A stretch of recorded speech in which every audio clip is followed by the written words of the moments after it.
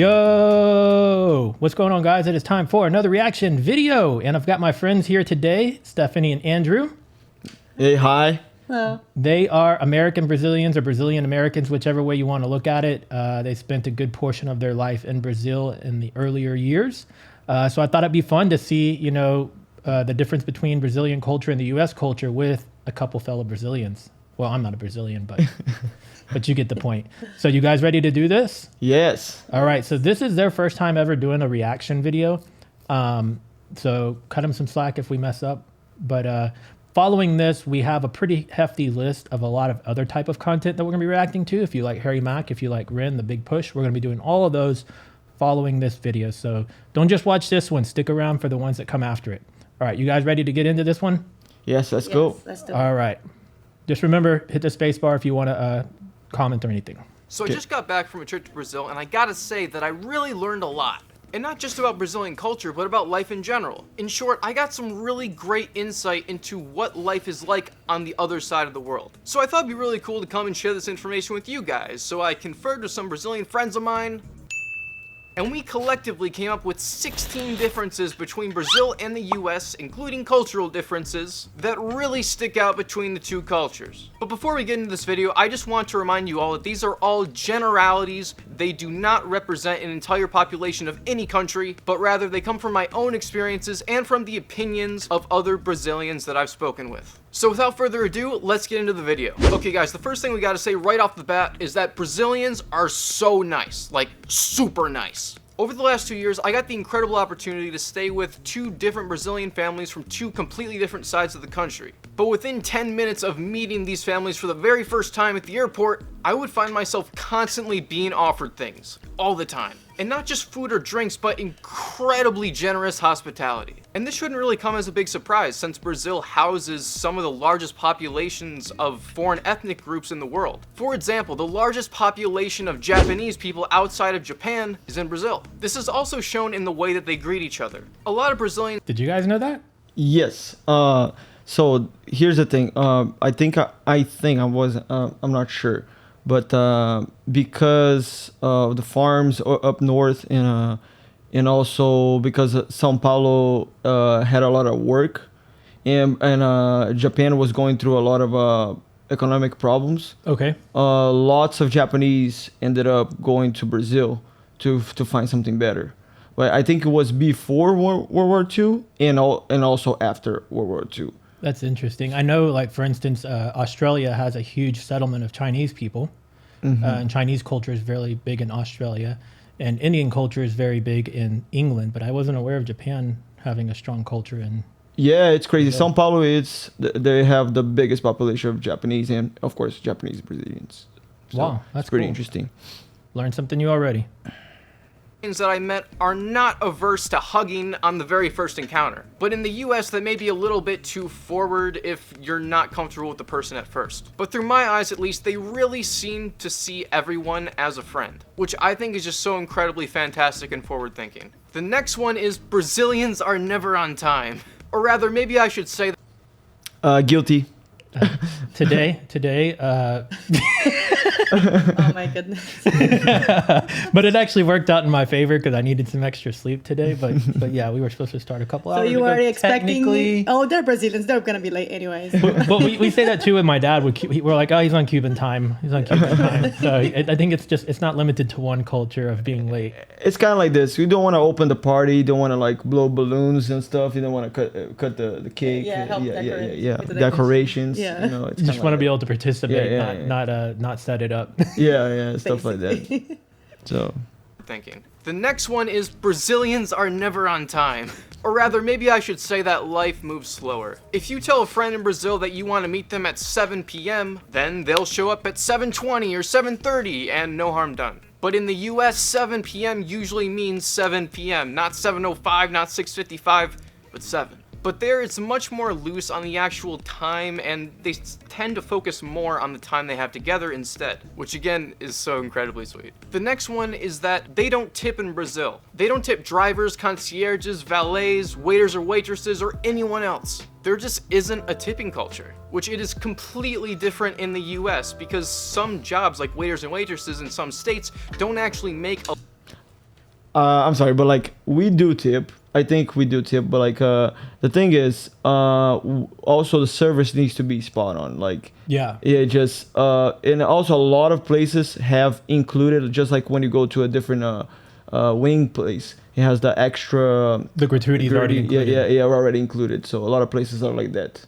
So that's how Yeah, it but they is. don't really expect you to tip. Like, Yeah, they're yeah. not like expecting. If like, you did a over really good here. job, they Yeah, will yeah. tip you. But like It's just a bonus if you get it, not but an there's expectation. not an expectation. Yeah. exactly. in the US because some jobs like waiters and waitresses in some states don't actually make a livable wage. So instead they depend on customers tipping them so that they can actually go home and eat tonight. And since they depend on this so much, tipping is really kind of required. And if you're that guy that just doesn't tip, then you're automatically in.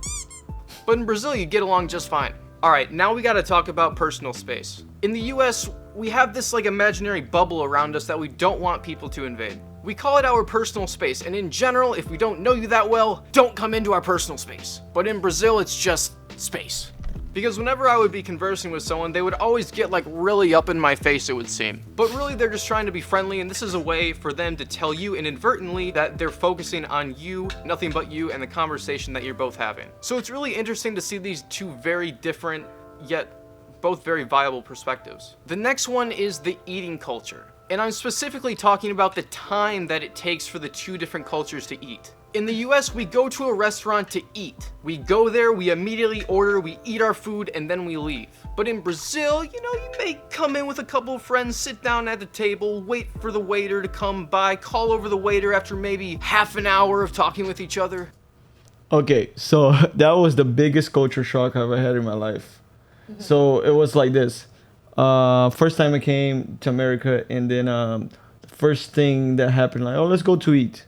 So I went to eat, and in about 30 minutes, everybody want to go home. And I was like, why? I thought was gonna be an event. Everybody's gonna have fun. Yeah. And then apparently, that's what happens a lot in the U.S. also. The waiter is trying to actually get new customers. They want another table. yeah. I think it varies because if you're solely going out with, let's say, the family for dinner, then you're probably going to be like, let's get in, let's eat and get out.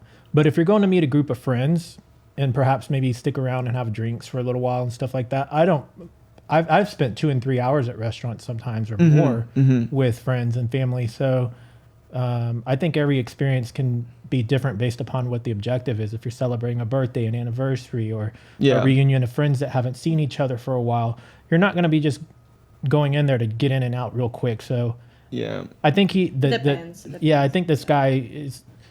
I don't think he's even accurate for the U.S. in my opinion, because I think it really could depend. And Stephanie, you worked in wait service for a while, and some of those people would stick around and watch games, right? Depends on the day, of course. You know, Fridays people would stay longer. Yeah. So Yeah, different restaurant setup as well. For example, if you go to a place in Brazil, also like in contrast, if you go to a bakery, and the bakery, it's kind of like a fast food type of stuff. You go eat and leave. yeah, Versus if you go to a Brazilian steakhouse, yeah, that's an event. You're getting there at 12, and you might gonna leave at around 8 o'clock because you're just gonna be eating all day. Yeah. So it's different. Yeah. Cool. Let me roll it back just a tad and see what he was talking about. For the waiter to come by, call over the waiter after maybe half an hour of talking with each other. Then you'll talk some more, get your food, talk some more, wait another hour until all of your food is done, talk some more, and before you know it, 4 hours has gone by. Eating, in my experience, was really more of a social event than anything else in Brazil. Another thing that I thought was absolutely hilarious in Brazil was how they called over the waiters. They would use words like bro, friend, buddy, and even champion to call the waiters over in Portuguese. Oi, campeão, a gente vai pedir. I can't get over that. Mostly because this would sound so incredibly condescending in English, but I don't exactly know why. Alright, the next one is something that I've not only noticed in Brazil, but also in some countries in Europe as well. And this is the idea that if you walk into any kind of social event, you have to say hello and goodbye to everyone individually at the party. Okay, so this is crazy. Okay, so everywhere you go there, you go to an event, and it's like you gotta say hi to everyone. So you gotta give two kisses in the cheeks, right there. And then In Rio. like before you leave, you gotta do the same thing. So even there's like 15 people there, you gotta do that with all 15 of them. 2 kiss in the cheek. Okay, bye. I'm leaving. And then they try to keep you there, like. I was talking to him the other day. I was like, there's a time like where you say you're leaving, you gotta be like an hour early before you actually. It's leave the first goodbye. The first goodbye. Because they try to insane. keep you for as long. No, stay for one more. Whatever. You never. You can never leave. Yeah, It's yeah. impossible. You Yeah. just got to get everybody like an assembly line. Be like, hey, everybody, line up real quick. We're gonna play a game, and then they'll line up, and then you just go down the line and bye, out the door. Yeah, but yeah, they always try to It's keep pretty you. crazy. Yeah. That's hilarious. Hello and goodbye to everyone individually at the party. Even if you don't even know their name, even if you've never even spoken or seen them before in your life. So just imagine if you're at a place with 200, 300 people and you really need to leave, but before you do that, you have to go and give beijos to 300 people. I asked several Brazilians why this is, and almost all of them told me that, Yeah, it's kind of annoying, but it's just the way that it is. I had a couple of friends that we had nicknamed Houdini because when we were at parties and things like that, we would just eventually realize they were gone, and they were like, "Oh, he Houdini'd." Like he snuck out. He didn't say goodbye to anybody. They just left because they didn't want anybody to know they were leaving. They just snuck out. So yeah, I mean, it's kind of common here to say your goodbyes too. I think like at parties and what have you. But I usually start from the back of the room and work my way forward, so I'm closest to the door by the time I'm like, all right, I got everybody, I'm out. If I missed a couple people, oh well. this is, and almost all of them told me that. Yeah, it's kind of annoying, but it's just the way that it is. And for all you out there that are watching from outside the US, in the US, we would just give one collective goodbye to everyone. That's not true though. I mean, at least not for me. What? Yeah, not for me either. I don't just be like, hey, bye everybody. Oh no, we don't. No, I go through. I mean, maybe that's Cuban culture. I don't know. Like, but I think that's pretty American culture in general. You give your handshakes and hugs and goodbyes to at least the people you know. Yeah, No, I was and gonna it's say funny, that. like, Yeah. I was at a party like last time I went to Brazil, and then like I had just met this lady, and then I was about to leave. I was saying bye to everyone, and she was like, "Oh, you forgot about me." I was like, "Oh, okay." Even like I've been in America. We don't do it that way. Yeah, here, like a lot of parties, I just like, okay, I know this guy. Okay, I'm just gonna say goodbye to these guys. Yeah, And I exactly. got used to that. And over there, completely different game. Yeah, you Yeah, gotta talk to they get everybody. upset if you don't They say do get goodbye. upset. Yeah. They get butthurt. We're like, but what about me? I'm like, I don't know you. I don't know you, man. That's funny. And then leave. Or maybe we would just say thank you to the host of the party and then leave. But either way, it's really quick. And even though it does take more time, I really like the more personal, intimate nature of this cultural practice. It also gives you an excuse to go out there and be social, so that's one more thing. Alright, the next thing that we have to talk about is meals. And since the US is this giant melting pot with over 190 plus different nationalities living in it, we have a lot of variety in the food that we eat on a daily basis. But if you are in Brazil or you plan to travel to Brazil, there's a good chance that you'll be eating a lot of rice, beans, and meat. Okay. I was raised by these 3 items. Lentils too, right? Yes. Rice and black beans. Black Has beans to be and there. steak. Like I would just, I just cannot live without it. There's no rice in the plate. I think it's weird. Yeah, It needs to have at least rice. If it's not rice, it's gonna be spaghetti, but it's really rare. Usually there has rice. So Yeah, there's also exactly. rice. Yeah. Anyways. Lots and lots of glorious meats. Another small thing is that they only eat fried eggs in the afternoon and not for breakfast. And it was really funny because when I was staying in a Brazilian's apartment, Was that true for y'all? Not true. Not true at all. Not Yeah, true. yeah. But do you think that was the American side of y'all, or do you I think? don't know, honestly. I don't know, man. Like if you see what my dad eats, he eats eggs a lot. Yeah. He eats breakfast. He eats eggs. Lunch he. But your mom was originally Yeah, from Even the at U.S., night, so sometimes, if he wants. you never know, right? Like, Yeah, it could have been a little bit of her American culture bled Could've. into the Brazilian Probably. culture. But I don't know. Like I've seen a lot of Brazilians. They just eat egg all the time. Like it's. Yeah. Yeah, it's like a general thing. Or it could be regionally. Maybe wherever he was, he said he stayed with 2 different families. Maybe that was the factor. Yeah, it depends. I think it's. Because I feel like eggs is kind of a breakfast item worldwide, It is. Yeah, Yeah, indeed it yeah, is. Yeah, for yeah. sure. except for me because I'm allergic to eggs. But Okay. Oh yeah, yeah. noon and not for breakfast. And it was really funny because when I was staying in a Brazilian's apartment, I thought I would be nice and get up early and make breakfast for all of them because they were so incredibly nice to me and allowed me to stay in their apartment. So I made one of the only things that I knew how to make, eggs, and while I was making them in the kitchen at like 7 a.m., he came in with a cup of coffee and was like, "What are you doing?" Now, he wasn't really like that, but he was kind of shocked because he didn't know that we only eat eggs in the morning in the US. Another thing is that But we don't only eat them in the morning here.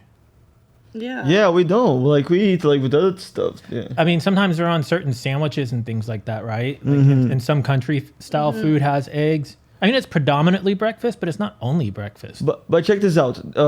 The fun fact.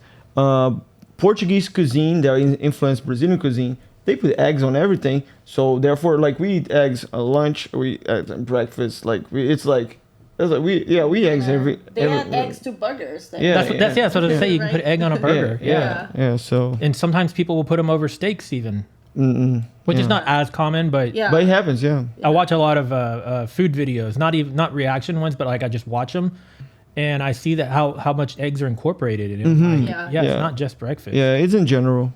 Mostly breakfast. he didn't know that we only eat eggs in the morning in the US. Another thing is that Brazilians never eat food with their fingers. But in the US, as long as you're in private company, everything can be eaten with your fingers. Everything. I've probably tasted Okay.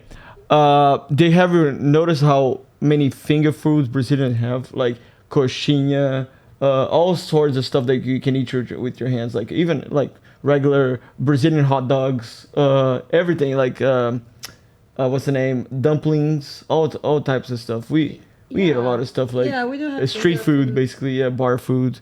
I Yeah. think like if his claim is that everything in America can be eaten with your hands, that's not. I don't really think that's true either because. Maybe he's talking about sandwiches or burgers. But I mean, are you gonna be picking up a piece of steak and just eating it with your hands? or, Because you like- know, with pizza in Brazil, a lot of people use like the silverware to eat pizza. Yeah, that's the I interesting think that's thing. a Yeah, different yeah. thing. That's why probably what he saw. You Yeah, know, maybe that's what he noticed. yeah.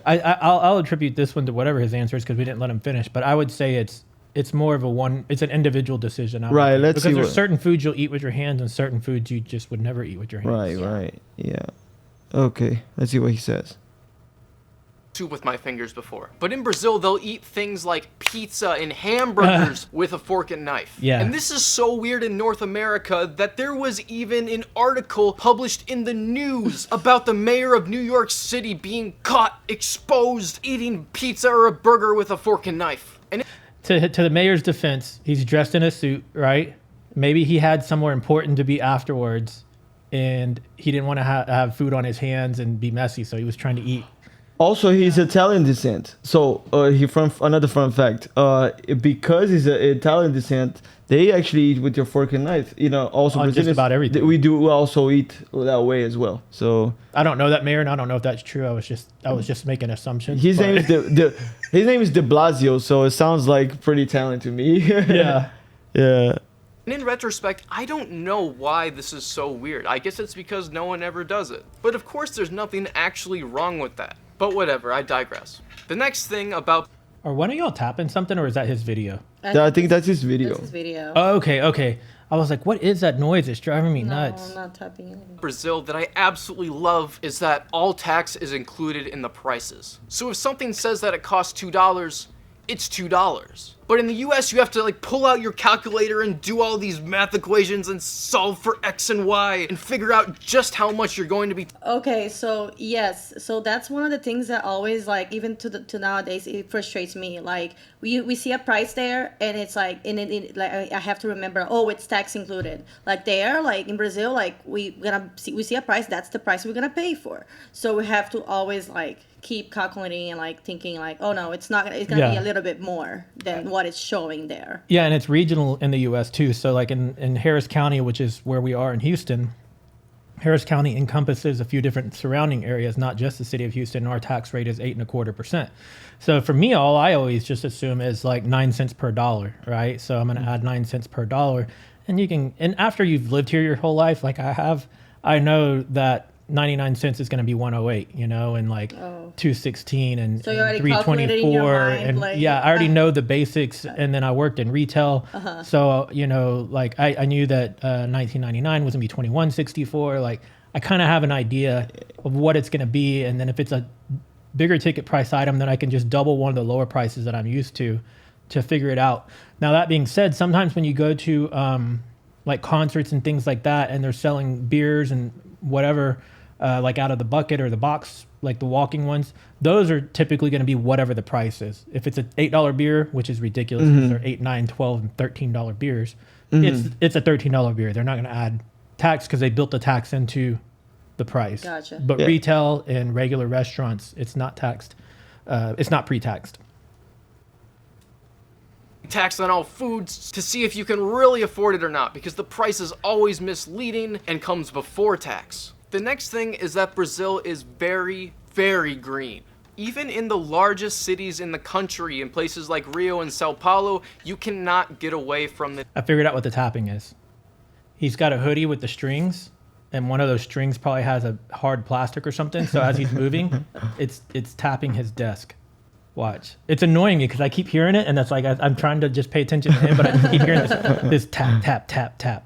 The nature. Whereas in the US, if you're in a big metropolitan area, you often won't even find the slightest hints of any sort of woods or natural happenings. And even though a country like Brazil is growing very, very fast, it is far less industrialized, and you'll see a lot of empty space in between cities and towns. But this again just gives you another opportunity to look at the absolutely beautiful nature that is ubiquitous in Brazil. Another thing that you'll see in Brazil that you won't really see in the US is specialized stores. And this idea has a lot of European influence as well. For example, if you want to get meat, then you go to the meat store, the place that only sells meat. Or if you want cheese or if you want bread, then you'll go to the respective stores for... Okay, so and that's another thing. Like, America used to have that a long time ago. That went away because the corporation, The big companies like Walmart's and Target's and Kroger's. they basically bunch up everything in one thing.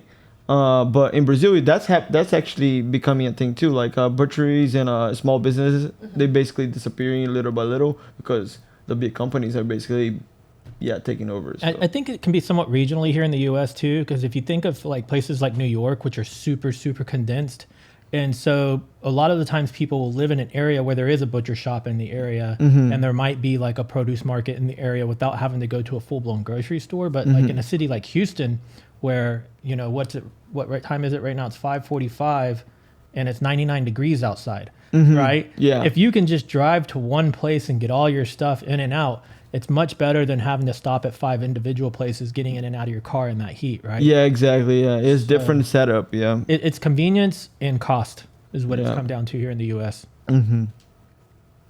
or the place that only sells meat. Or if you want cheese or if you want bread, then you'll go to the respective stores for those. But in the US, we tend to just plump everything together and have people go to one place for everything that they need. But I feel like this really sacrifices the quality and the authenticity of the product that you're actually receiving. There's also a few key differences in small talk between the two cultures. In the US, we'll usually ask how someone is doing. If we're really boring, we may ask about the weather. And if we have absolutely nothing else to say, we may ask you about what you're doing today. But from what I've seen in Brazil, it's a lot more personal. They'll ask about your family. How are your mom and dad doing? Is everyone healthy? How are your pets doing? And even though this is small talk, they really seem to care. How's Smokey and Pearl? Oh, they are great. They're really good. Well, we have a new member, another cat, Mel. So I'm glad that they are getting along well. You know, a little bit running around sometimes after each other, but Smokey and Pearl are their cat and dog. Yeah. Smokey's super cool. Yeah, Pearl, he's the coolest. Pearl's a little mouthy. Yeah, and loud. She's very Yeah, loud. she She's is very very yappy. loud. She has to get in every conversation. Yeah.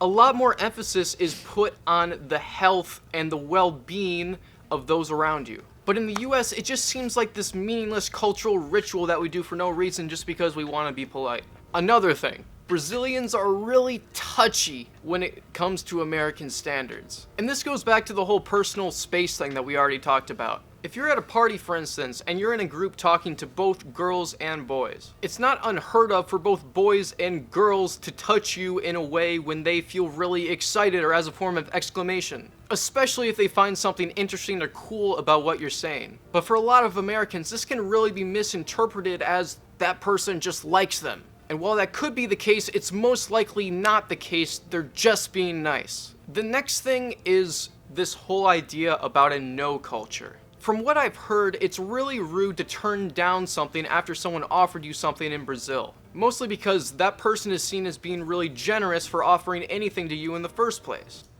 So that's one thing I learned here in US, and I feel like it's something that Brazilian culture does lack. So the thing is, you gotta be able to say no, and Brazilians are not able to do it. They just it's really hard to say, hey, can we go to a place, and somebody goes, oh no, and somebody's gonna go and reply, no, you gotta go with us. Until you say They yes. want to convince you. Yeah, Peer pressure. Yeah, my goodness, it's you just have to give them like it's- a really good reason why you can go. yeah, it's Or they get impossible really to say upset. no Yeah. over there. Like either they gotta understand the word no, or you gotta say it the right way. Well, just tell them that you're going to go and then show up on Brazilian time. Yes. Then do a little extra, and then next time they'll be like, I'm not going to invite them again. They made me wait like 2 hours. So if you reject it, you're kind of disregarding their whole generosity. As long as you have a good reason for turning down something in the US, it's usually okay. And it's not like it's this incredibly strict thing in Brazil either, but it's definitely taken a lot more heavily than it is in the US.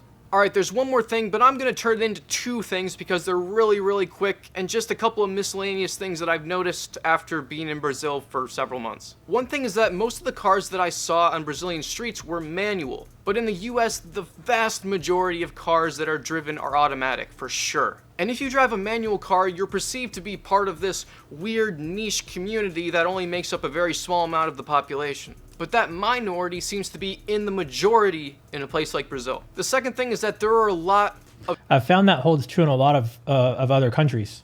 Italy has a lot of manual vehicles. I think Australia has a lot of manual vehicles. And I'm learning this because I watch a lot of content from those countries. But it used to be that when you had a manual, it was because it was much cheaper and more affordable. But the price of cars and the production of vehicles for the US has become so systematic now that you don't have to worry about the price savings that you would get out of a manual, because even the cheapest automatic would be the same price as a manual. Also, it's more comfortable. Like, for example, my dad taught me how to drive manual and stuff. You have a lot of control. Apparently, that's what they say. Oh, you have more control of your car with your manual car. However, when you start driving automatic, you don't have to worry about anything. Yeah, you you just don't like, worry about it. yeah, you have, Just go. you can pay attention to the road and stuff like that. So Yeah. I think and it's like something. Houston traffic, would you want to be in manual? Absolutely Oh, not. no, Absolutely no, not. thank you. Yeah. So Yeah, so I think it'll catch up over time yeah. as the cost gets to be in a place where automatics will eventually take over. I think everywhere, even the supercars these days. Mm-hmm. And those of you who know about supercars, correct me, I don't know, but I know that some of the Lambos and Ferraris and all those used to be notorious for being manual, but even most of those vehicles these days are fully automatic. They have a couple manual override features, but they're predominantly automatic. Yeah, but it's probably going away in Brazil. I hope it is. But yeah. Yeah. The other thing too with manuals is it's more mechanical and less automated. Yeah. So if you need to fix your car, you can work on a manual vehicle easier than Yeah. you can an automatic. Probably something about the maintenance or something like that. I don't know. Yeah. of street animals around, especially dogs. And even though they look so cute and cuddly at first, you probably shouldn't pet them. There are so many videos on the internet about somebody trying to go pet a street dog and then consequently getting attacked. One of my favorite videos I've seen, and it's in Brazil, and there's this Brazilian music playing, and the dog's like dancing. Have y'all seen that video? Yes, I have. Yeah. He's just like just humping his back, like is and his legs, his whole body. It's just like going to the beat, and he's just like he's jamming out, and it's in Brazil. Yeah, what it is, a lot of dogs are considered community dogs, they're just hanging out there for so long. Exactly. Yeah. A friend of mine, she told me like whenever I was there, like we were at a restaurant and then the dog came in and she was just petting the dog. She's like, hey, here is normal for us to let the dogs in because it's really hot out. So we let them in and then we pet them and then they just go their own way. You know, basically. As long as they're not rabid and hurting people, it doesn't matter, right? The dogs are pretty friendly. So we're just like, okay. A lot of people actually come and vaccinate them. Actually, this neighbor of mine, she vaccinated a few dogs on the street, but she didn't want to take them to the to the pound because she knew something Euthanized. Yeah, something like that. Yeah. So my sister, when she used to live in Austin, she lived off of Lake Travis, and at the top of Lake Travis, there's a dam, and there's a lot of feral cats out there. And so she would go out there once or twice a week and feed them until they got comfortable with her. And then she would catch them. And then there was a few different shelters that would spay and neuter them for free. So she'd go get them spayed and neutered and then take them back because it doesn't hurt that they're there because they keep away rodents and mice and all that. But they didn't want them to keep overly producing. Exactly. So when they can, they go in, grab them, fix them, take them back, and then it's okay. Keeps that way, yeah. Interesting. Lastly, I know I said I was done, but just hang in with me here. I've only been talking about differences in this video, but I want to talk really quick about one key similarity that we have with not only Brazilian people, but everybody else in the world. And that is that even though we have different perspectives, even though we grew up in a different environment, even though we speak different languages, we all have the same core needs and desires on the inside. We all want to be happy, we all want to be loved, and we all want to live a fulfilling life. But to sum it all up, we're all human. Until next time. All right. That was a pretty cool video. So I forgot to mention at the beginning, his YouTube channel is Cole Lings. So if you guys like this video, go check out Cole Lings' YouTube channel. Perhaps subscribe. There it is right there. All right. Because Cool. I couldn't make this video without his video. Absolutely, yeah. Well, this was y'all's first experience doing a reaction video. What do you guys think? That was pretty good. I like it. Yeah, I really like it. Interesting. Yeah. Yeah, so we're going to be switching gears up. Like I said at the beginning of this video, the next handful of videos that I do with Stephanie and Andrew are all going to be music videos. So we're going to do a couple Harry Mack reactions. If you're not familiar with Harry Mack, he is a freestyle rapper. And then we're going to go into Ren and what I call the Reniverse. And Ren is a musician, but independently, but he's also part of a band. So we're going to check out some of his bandmates, and then we're going to check out some of his other music where he features other artists along with him. Okay. So you guys ready to continue going through all this? Let's go. Let's do it. All right, guys. So we will see you in the next video. Later. Later. Later.